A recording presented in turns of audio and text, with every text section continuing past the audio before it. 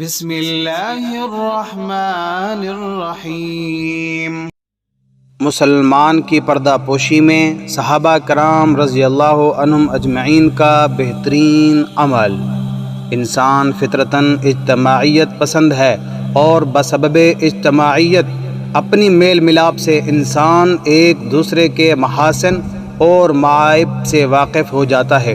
اسلام ہمیں یہ سکھاتا ہے کہ بتقاضائے بشریت اگر کسی مسلمان سے اعمال اور اخلاقیات کے قبیل سے کوئی غیر متعدی خامی نظر آئے تو اس کی کمی اور کوتاہی کو چھپائے رکھے اور اس سے چشم پوشی کی جائے۔ اسلام نے مسلمان بھائی کے عیب و نقص کو ظاہر کرنے اور اس کی پردہ دری سے شدید نفرت اور سخت ناراضگی کا اظہار کیا ہے۔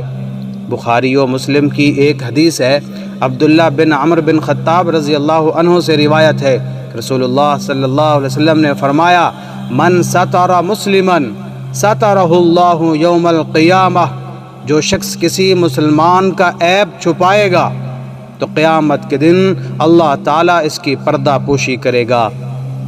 ایک دوسری بخاری و مسلم کی حدیث ہے، عبداللہ بن عباس رضی اللہ عنہ کہتے ہیں کہ رسول اللہ صلی اللہ علیہ وسلم کا مدینے کے کسی باغ سے گزر ہوا اور آپ صلی اللہ علیہ وسلم نے ایسے دو انسانوں کی آواز سنی جنہیں اپنی اپنی قبر میں عذاب ہو رہا تھا۔ چنانچہ رسول اللہ صلی اللہ علیہ وسلم نے فرمایا، یعذبان وما یعذبان فی کبیر، ان دونوں کو عذاب ہو رہا ہے اور عذاب کسی بڑی چیز کے سلسلے میں نہیں ہو رہا۔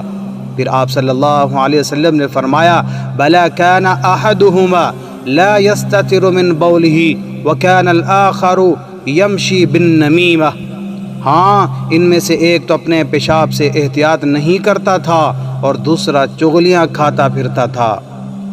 میرے معزز سامعین کرام، جن کو عذاب ہو رہا تھا ان کا نام نہ اللہ کے رسول صلی اللہ علیہ وسلم نے بتایا، نہ صحابہ کرام رضی اللہ عنہم اجمعین نے، اور نہ آج تک ان کے نام کا پتہ چل سکا۔